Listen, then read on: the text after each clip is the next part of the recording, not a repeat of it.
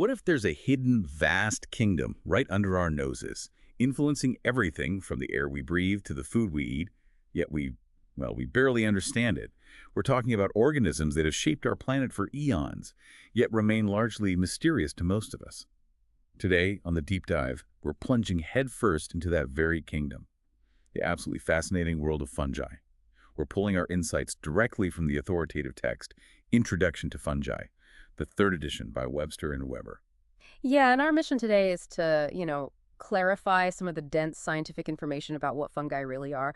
We'll explore their remarkable physiology, understand how these microscopic threads build complex structures, uncover their incredible reproductive strategies, and even see how scientists try to classify them. And we'll do all of this without a single visual, making it perfectly clear for you to follow along, whether you're brushing up for a class or just, well, curious. Okay, let's unpack this then. Get ready for some truly surprising insights into these often overlooked organisms.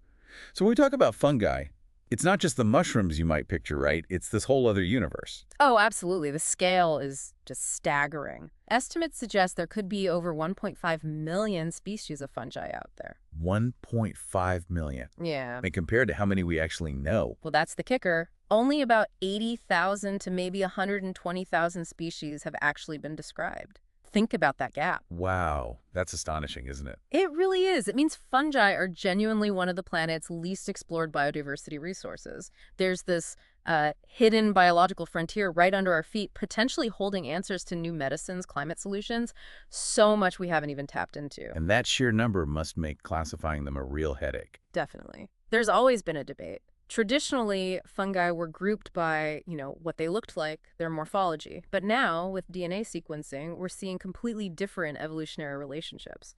This particular book, Webster and Weber, takes a broad biological approach. It even includes groups like the Oomycota, sometimes called pseudofungi or fungal-like protists, because functionally, they act so much like true fungi in ecosystems. Okay, so let's get down to basics. What really makes a fungus a fungus? What are those core defining characteristics? Well, first off, they're heterotrophic. That means, unlike plants, they can't make their own food through photosynthesis. They have to get it from elsewhere. Right, they don't have chlorophyll. Exactly. But here's the really unique part, how they get that food. They feed by absorption. Animals ingest food, right? Fungi secrete enzymes outside their bodies. Outside, so they dissolve their food first, then soak it up. Precisely. They break down complex stuff externally, then absorb the simpler solubilized nutrients through their cell walls. This outside-in digestion, as you called it, is key. And that must be why they're such amazing decomposers, right? Breaking down dead leaves, wood. Absolutely. That extracellular digestion is, you could say, the ultimate determinant of the fungal lifestyle. Their main body, the vegetative state, is typically this non-modal branching network called a mycelium. Made up of those threads. Hyphae. Exactly. Individual threads are called hyphae.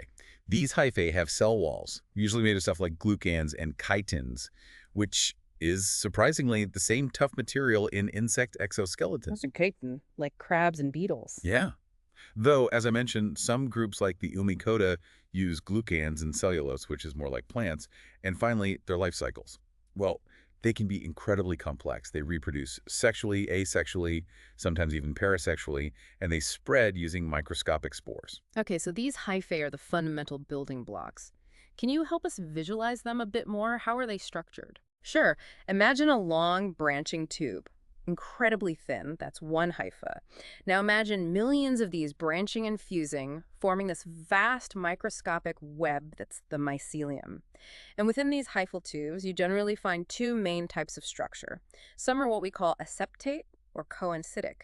Think of them like a long, continuous pipe with no internal dividing walls. So everything just flows freely inside. Nuclei, cytoplasm, the works. Pretty much, yeah, like a multi-lane highway with no dividers. The Oomycota and Zygospores groups are often like this. Okay.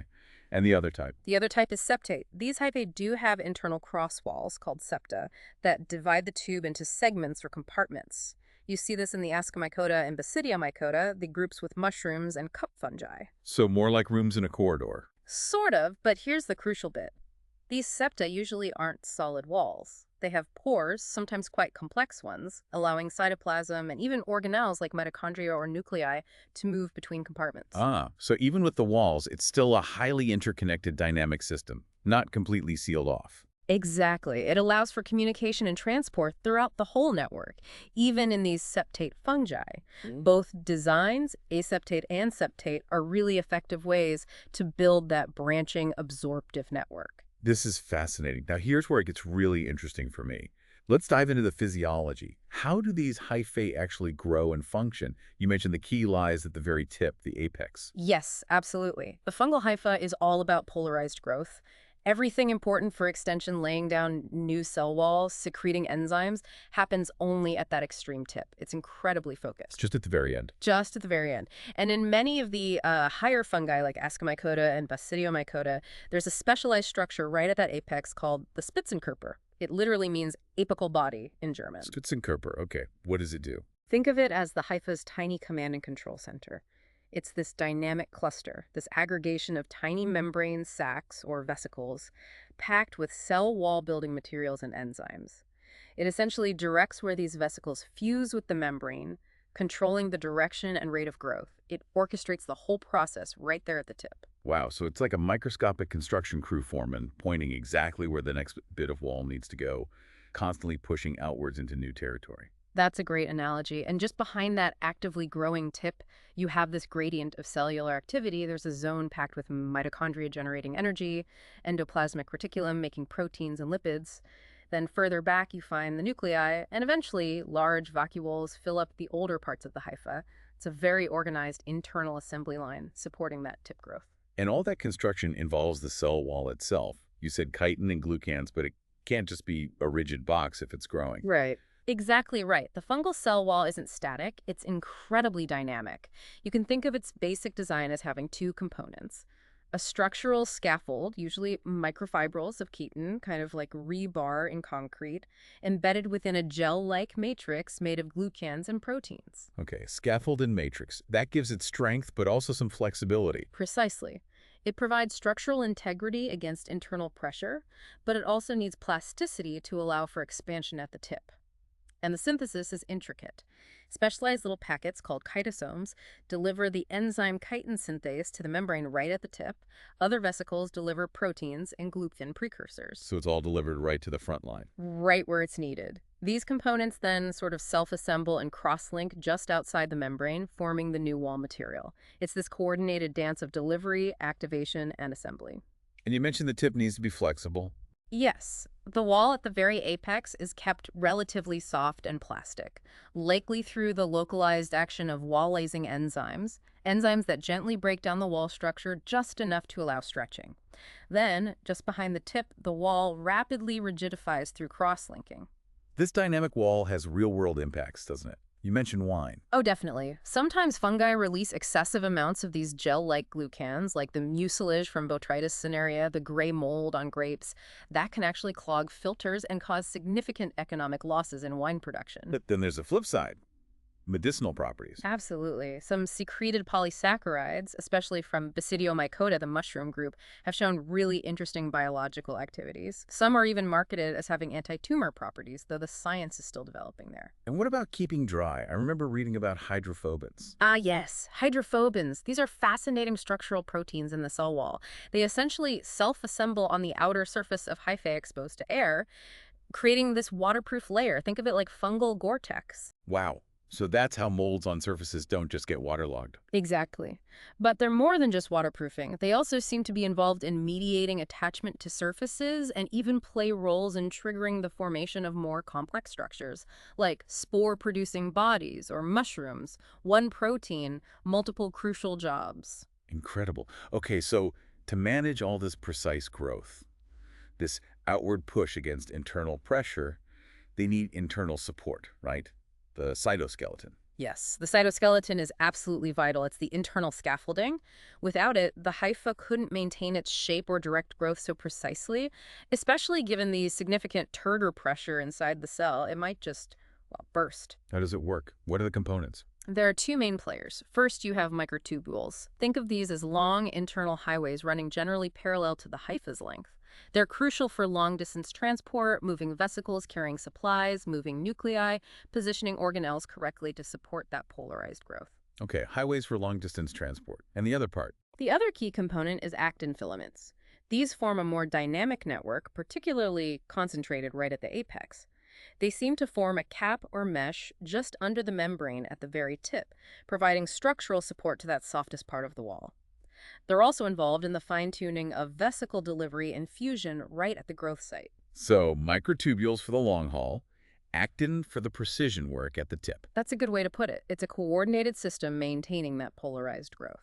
And the importance of this is pretty clear if you disrupt it, right? What happens then? Oh, the effects are dramatic. Yeah. If you use drugs to disrupt the microtubules, the Spitzenkörper often disappears and growth slows or stops completely.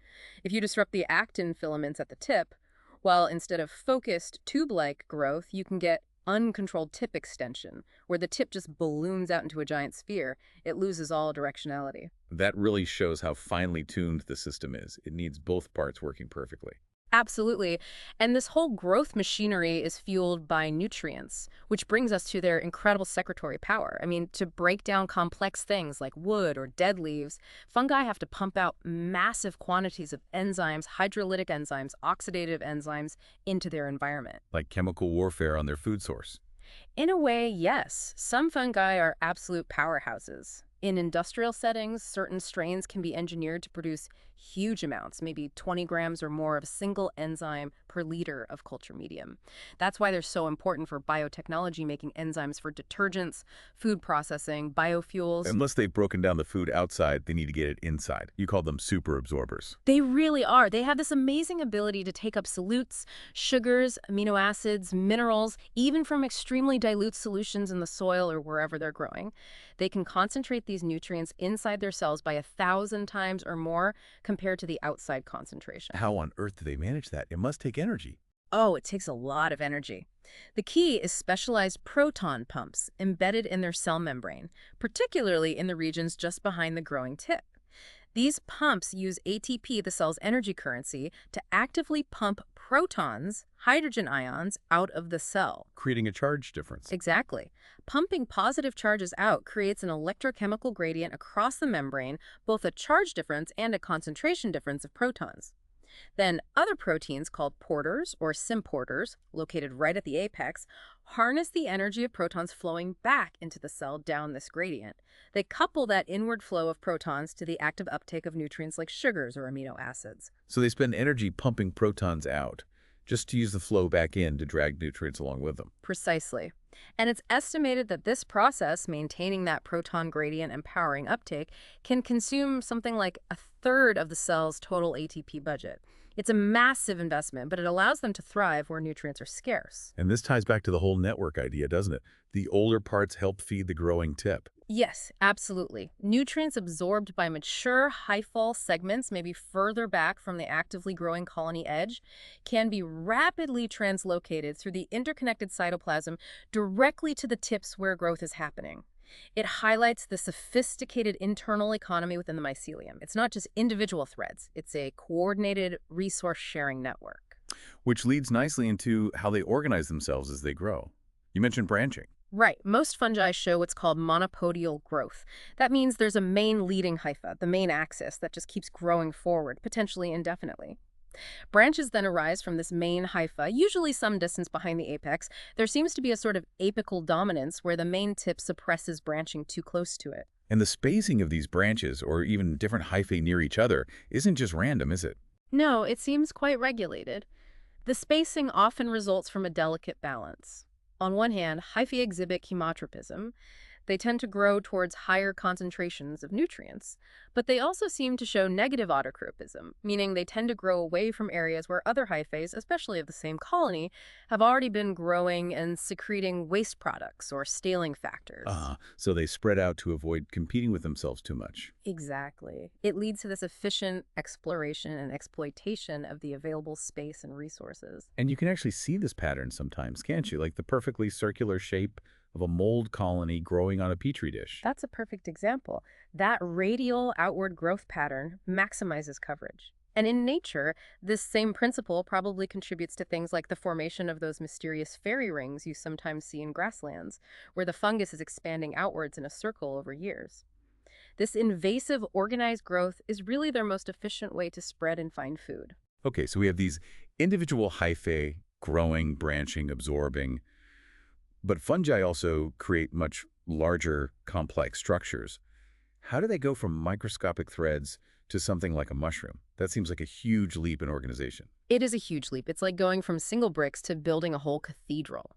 It requires incredibly precise regulation of hyphal growth, controlling the direction, the rate, the positioning of branches, and crucially, the ability of these hyphae to aggregate together. Stick together. Stick together, yeah, and often recognize each other.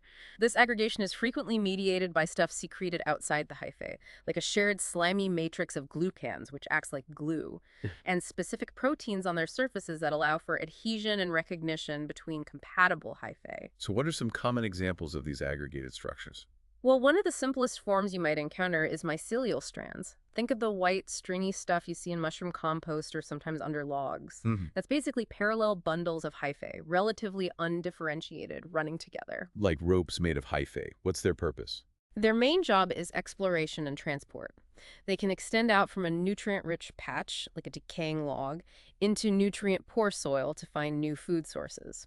And importantly, they can efficiently translocate water and nutrients over longer distances, back and forth along the strand.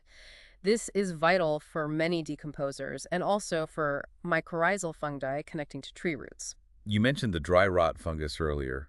Does it make these? Oh yes, Serpula lacrymans, the dry rot fungus, is famous for its thick mycelial strands. They can cross seemingly barren surfaces like brickwork for several meters, transporting water and nutrients to establish new decay zones in timbers. Quite destructive. Okay, so strands are relatively simple bundles. What's next up in complexity? Next up, you have rhizomorphs. These are much more highly organized and differentiated structures, almost like fungal roots, though they're not true roots, of course. They're found in fewer species, but a classic example is the genus Armillaria, the honey fungus, which is a major tree pathogen. Ah, the ones that cause root rot. So their rhizomorphs are what spread the infection. Exactly. Rhizomorphs have a really distinct structure. There's usually a central core of whiter, thin-walled, elongated hyphae, maybe specialized for transport, often embedded in a gelatinous matrix. And this core is surrounded by a protective rind made of smaller, tightly packed, thick-walled hyphae that are often darkly pigmented. Like armored cables. That's a good way to think of it. This structure allows Armillaria rhizomorphs to push through the soil quite aggressively, spreading from one tree's root system to the next. And they can grow significantly faster than just unorganized hyphae spreading through the soil. Are there other types of rhizomorphs? Well, there are some unusual examples. Certain tropical marasmius mushrooms form these long, black, wiry structures that grow up into the air from leaf litter. They look like rhizomorphs, but are interpreted as sort of indefinitely extending mushroom stems. Very strange. Okay, strands, rhizomorphs. What about survival structures? I think I read about sclerotia. Yes, sclerotia. You can think of these as fungal survival capsules. They are dense, compact masses of hyphae, usually rounded or irregular in shape, that become dormant. They typically develop a hard outer rind for protection. And inside? Inside, they're packed with stored food reserves, things like glycogen, lipids, proteins, polyphosphate. The main function is survival, allowing the fungus to endure long periods of unfavorable conditions like drought, freezing temperatures, or lack of food, sometimes for years. So they just wait it out. Pretty much. They can also play a role in reproduction, and they come in an amazing variety of sizes and forms. Some are microscopic, tiny little specks. Others can be enormous. The subterranean sclerotium of an Australian fungus called Polyporus millete can be the size of a football. It's even called native bread. Wow, native bread. That's incredible. And when conditions improve, what happens? They germinate, but they can do so in different ways depending on the fungus and the conditions. Some sclerotia just germinate by producing new vegetative hyphae, growing out into mycelium again. A good example is Sclerotium sepivorum, which causes white rot in onions. Its sclerotia are specifically stimulated to germinate by chemicals released from onion roots. Clever. What other ways? Others might produce asexual spores directly from the sclerotium surface, like Botrytis cinerea often does under moist conditions. And some fungi, particularly in the Ascomycota, will germinate their sclerotia by producing sexual fruiting bodies, like the little cup-shaped apothecia of Sclerotinia species. So they're versatile survival and reproductive packages. Connecting this back to living plants. Mycorrhizae involve fungal structures too, right? Oh, absolutely. One incredibly important fungal aggregate, especially in forest ecosystems, is the mycorrhizal mantle. This occurs in ectomycorrhizae, the type of symbiosis common with trees like pines, oaks, and beeches. What exactly is the mantle? It's a dense sheath, a continuous sheet of interwoven fungal hyphae that completely envelops the fine feeder root tips of the tree. It essentially replaces the tree's own root hairs. So the fungus takes over nutrient absorption for the tree. In large part, yes. The hyphae from the mantle extend outwards into the soil much further and more finely than root hairs can, exploring a larger volume of soil and efficiently absorbing mineral nutrients like phosphorus and nitrogen, and also water. This fungus-root partnership dramatically improves the tree's growth and nutrient status, especially in infertile soils. It's a crucial symbiosis. And finally, the aggregates we probably see most often. Fruiting bodies, mushrooms, puffballs, brackets. Exactly. These are the most complex and highly organized hyphal aggregations, all meticulously engineered for one primary purpose, producing and dispersing spores, usually the sexual spores. Are they all built the same way? No, there's huge diversity. In the Ascomycota, you have structures called ascocarps. These contain the asci, those sac-like cells where the ascospores are formed. Ascocarps can be cup-shaped like apothecia, or completely enclosed like cleistothecia, or flask-shaped like perithecia. They often have mechanisms for forcibly ejecting the spores. And mushroom. What we commonly call mushrooms and toadstools are technically basidiocarps, characteristic of the Basidiomycota. These are almost always built from dikaryotic hyphae with two distinct nuclei per cell. One fascinating thing about them is that their basic shape, their morphogenetic plan, is often determined very early in development when they're just tiny knots of hyphae. The later expansion into the mature mushroom is mostly just cell enlargement and inflation with water, not necessarily lots of new hyphal growth at the edge. So the blueprint is set early on. Yeah. Amazing. Okay, let's talk about those spores. You said they're fundamental. Absolutely fundamental. For survival, for dispersal, for finding new places to grow, a single spore landing somewhere, well, its chances of success are incredibly small, almost negligible. So fungi play the numbers game. Massively. They compensate by producing spores in almost unimaginable quantities. Billions, trillions. This sheer volume ensures that at least a few will land in a suitable spot with the right conditions to germinate and establish a new colony, allowing the species to persist and exploit even patchy temporary resources. And spores have two main jobs, right? Dispersal and survival. Some spores, called zygospores, are primarily designed for dispersal, getting away from the parent colony. Others, called memnospores, are more about survival, often thick-walled and dormant, staying put until conditions improve. How do they get around? The dispersal ones. Oh, in countless ways. Some fungi have evolved mechanisms for violent discharge, actively launching their spores into the air currents. Think of the puffballs releasing a cloud of dust, or the basidiospores we'll mention later. Active launch. Others are more passive. Many others rely on passive dispersal. Spores just fall off and get carried by gravity or picked up by air currents. Wind is huge for fungi. Water currents are important for aquatic fungi. Rain splash can disperse spores landing on surfaces. And animals play a big role, especially insects, which can carry sticky spores. Even humans contribute through transport of soil or goods. And some of these journeys can be epic, right? You mentioned coffee rust. That's a classic, almost unbelievable example. The digestion of the coffee rust fungus, Himalaya bastatrix, are thought to have traveled thousands of kilometers across the Atlantic, likely carried by high-altitude winds, from Africa to South America in the 1970s, starting the epidemic there. Incredible. Just blowing across an ocean. It shows the power of wind dispersal. Wheat stem rust spores do similar annual migrations across North America, and many airborne spores have pigments, like melanin, in their walls, which helps protect their DNA from damage by UV radiation during these long, high-altitude journeys. And for survival, how long can they last? The dormancy potential is truly mind-boggling sometimes. Scientists have recovered viable fungal spores that could still germinate from glacial ice cores in Greenland, dated to be around 4,500 years old. 4,500 years, just waiting in the ice. Unbelievable. It really highlights their resilience, and when you actually look at spores under a microscope, the sheer diversity in form is just stunning. What kind of variety are we talking about? Oh, everything. They can be unicellular or multicellular. They can be simple spheres or ovals, or they can be branched or star-shaped or spirally coiled like tiny corkscrews. Their walls can be thin or incredibly thick, smooth or ornamented with spines, ridges, nets. They can be clear, hyaline, or brightly pigmented black, brown, green, yellow. Some are dry and powdery. Others are sticky or embedded in slime. Wow. So much variation in these tiny packages. Yeah, there are even specific terms to describe these shapes, like emerospores are single-celled, Didymospores have one cross wall. Phragmospores have multiple transverse walls, like a ladder. Dicyospores have both transverse and longitudinal walls, like a brick wall pattern. Then you get shapes like scolicospores, which are long and worm-like, helicospores that are coiled, and staurospores that have radiating arms like a star.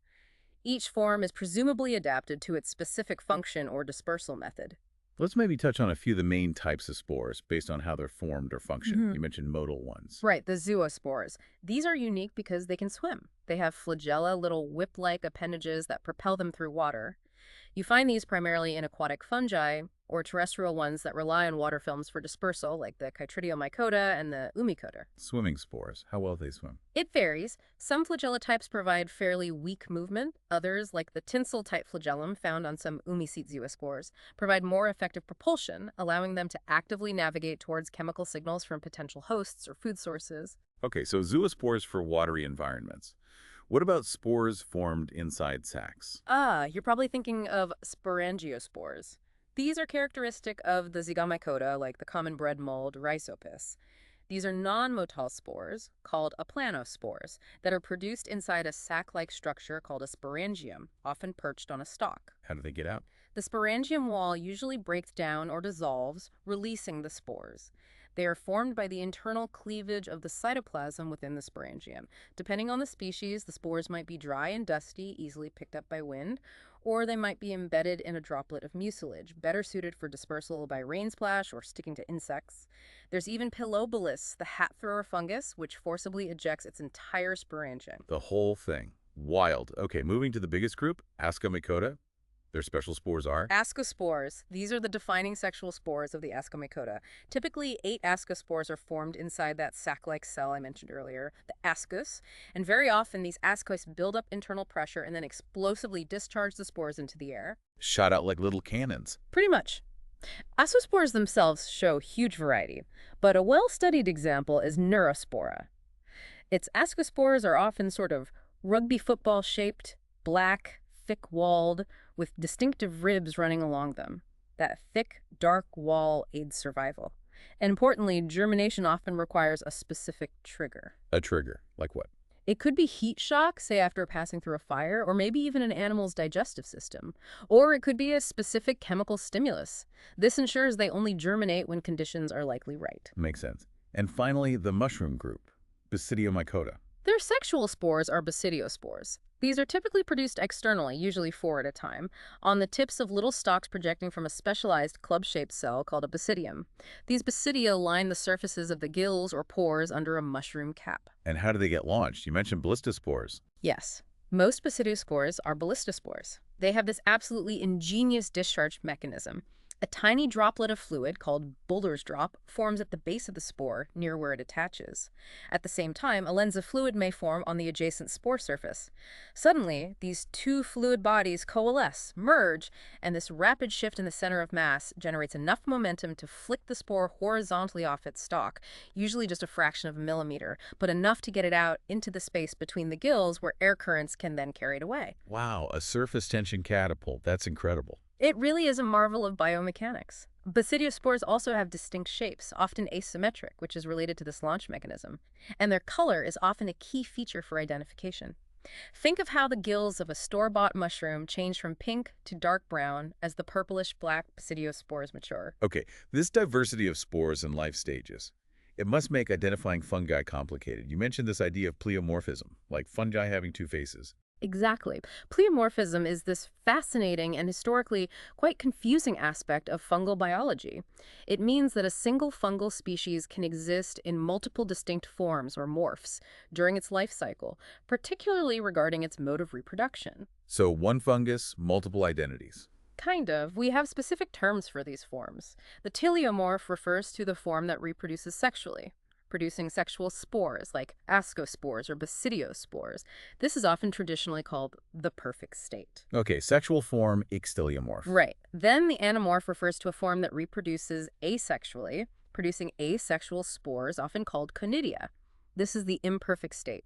Many fungi are known only by their anamorph, as their sexual stage might be rare or has never even been observed. And the whole fungus. The whole organism, encompassing all of its potential morphs, sexual and asexual, is called the holomorph. This must have caused nightmares for taxonomists, right? Finding the asexual form here, the sexual form there, and not knowing they were the same fungus. Oh, absolutely huge confusion for a long time. Because classification was based on morphology, the anamorph and teleomorph of the same species often looked completely different and were described and given entirely separate scientific names, placed in different genera, even different families sometimes. Can you give an example? Sure. A very common mold is Aspergillus nigilans. That's its anamorph name. Its teleomorph, the sexual state, looks quite different and is called Emericella nigilans. Or think back to Botrytis cinerea, the gray mold anamorph we discussed. Its teleomorph, which produces apothecia from sclerotia but is rarely seen in nature, has the name Sclerotinia fuciliana. Until DNA sequencing came along, linking these morphs definitively was often very difficult. So the same fungus could have two valid names depending on which form you found. Historically, yes, under the botanical rules of nomenclature. It's led to a lot of debate and recent changes aiming for one fungus, one name, usually prioritizing the older or more commonly used name, but it's a complex transition. It really highlights the fluidity of fungal identity. Which brings us neatly to taxonomy itself, the whole business of classifying them. You quoted someone calling it disciplined imagination guided by intuition. Yes, that was R.W.G. Dennis, a great British mycologist. It captures the blend of careful observation and, well, interpretive skill needed, especially in the past. Taxonomy is both an art and, increasingly, a rigorous science. How has it changed? You mentioned the shift from just looking at them. Right. Traditional taxonomy relied heavily on morphology, what you could see under a light microscope. Spore shapes, fruiting body structures, hyphal characteristics. This was foundational and still is important, but sometimes appearances can be misleading due to convergent evolution, where unrelated fungi evolve similar looks. This sometimes led to grouping fungi together that weren't actually closely related, creating unnatural groups. Then came the molecular revolution. Exactly, starting really in the 1980s and exploding since. The ability to sequence DNA has been transformative, especially looking at specific genes, like those for ribosomal RNA, the 18S, 28S, and the ITS regions, the internal transcribed spacers. Why those genes? They have useful properties. Parts of them are highly conserved across all fungi, allowing comparisons between very distant groups. Other parts, like the ITS regions, evolve much faster, making them great for distinguishing closely related species or even strains. By comparing these DNA sequences, we can build phylogenetic trees. Family trees, basically, showing evolutionary relationships. Precisely. These trees give us a much more objective picture of how different fungal groups are related through common ancestry, often revealing surprising connections or showing that groups that look similar are actually miles apart evolutionarily. It's completely reshaped our understanding of the fungal kingdom. Are there other molecular tools besides sequencing? Oh, yes. Techniques like protein electrophoresis, looking at variations in enzymes, isozymes, or DNA fragment analysis methods like RFLP and RAPD were important, especially earlier on, for comparing closely related strains or populations. But sequencing has really become the dominant tool for understanding deeper relationships. Okay, this molecular data, has it told us anything about how old fungi are? Prepare yourself for this one, listener. Yes, it points to fungi being incredibly ancient.